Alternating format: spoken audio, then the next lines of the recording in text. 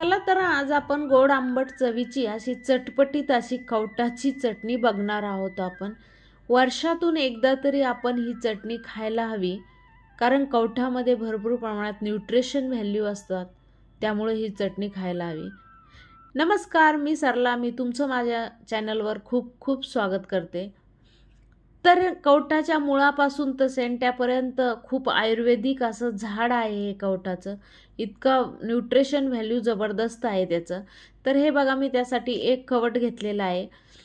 कवठामध्ये खूप जास्त प्रमाणात न्यूट्रिशन असल्यामुळं वर्षातून एकदा दोनदा आपण अशी कवठाची चटणी खाल्ली पाहिजे. कवठाचं लोणचं पण बनवलं जातं. कवठ पिकलं की नाही हे कसं ओळखायचं, तर देठाच्या साईडनं त्याचा छान असा सुगंध येतो, तर समजायचं हे कवठ असं पिकलेलं आहे. यामुळं अजीर्ण होत असेल, आम्ली पित्त असेल, तर कवठाच्या गरामुळं उष्णता कमी होते आणि हे सगळे प्रॉब्लेम सॉल्व्ह होते. तर ह्या असा कवठाचा गर काढून घ्यायचा. एका दगडाने किंवा मुसळीच्या याने याला एक हे मारून लगेच याचं 2 भागा करायच्या. आणि हे बघा, हे कवठ आपलं छान असं पिकलेलं आहे. पिकलेलं कवठ असलं की त्याचा खायला गोडवा येतो त्याचा. थोडं कच्चसर असलं की कवठ असं आंबट लागतं. तर हे कवठ आपलं गोड आहे, त्यामुळे खायला अजून चविष्ट लागतं. चटणी एकदम झक्कास अशी बनल्या जाते याची. तर मी एक कवठाची चटणी करणार आहे. जेवढा कवठाचा गर आहे तेवढंच आपल्याला गूळ घ्यायचा आहे, कारण हे मेंटेन करतं आंबट गोडपणा गूळ घेतला आपण तर हे बघा, साधारण अर्धी वाटी कवठाचा गर आहे हा. तर अर्धी वाटी आपण आता गूळ घेणार आहोत. तर हे असं अगोदर मॅश करून घ्यायचं चांगलं एखाद्या चमच्याच्या साईडनं. तसं तर आपण मिक्सरला त्याला थोडं फिरून घेणार आहे, कारण याच्या बियामध्ये खूप जास्त प्रमाणात न्यूट्रिशन व्हॅल्यू असतं. याच्यामध्ये उष्णता कमी करण्याचं जास्त ताकद असते. आणि ह्या अशा शिरा त्याच्या काहीशा असलेल्या काढून घ्यायच्या बाहेर. कोणी कोणी बिया पण काढून टाकतं, पण बियामध्ये जास्त औषधी गुणधर्म असतात, त्यामुळं बिया काढून नाही टाकायच्या.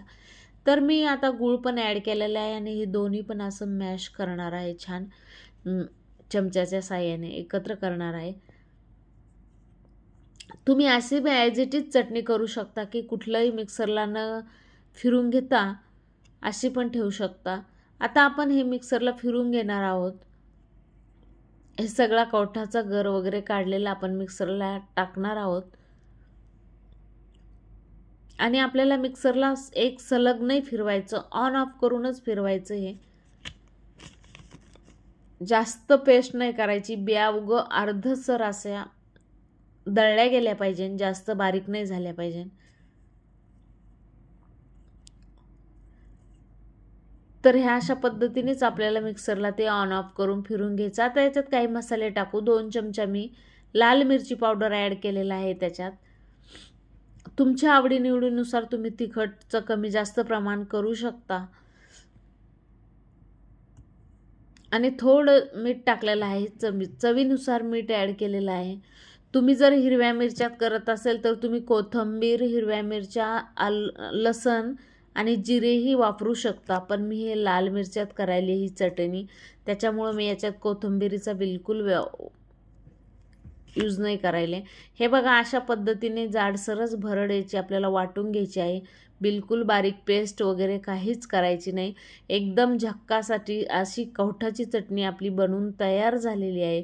हिला जर तुम्हाला ही चटणी फ्रीजच्या बाहेर जर 1 महिना टिकवायची असेल तर हिला गॅसवर थोडं गरम करायचं आहे, नाहीतर फ्रीजमध्ये ठेवून तुम्ही 8 दिवस खाऊ शकता. अशी चटणी एकदम झक्कास लागते. आंबट गोड अशी चव असते या चटणीला आणि खायला पण एकदम जबरदस्त असते.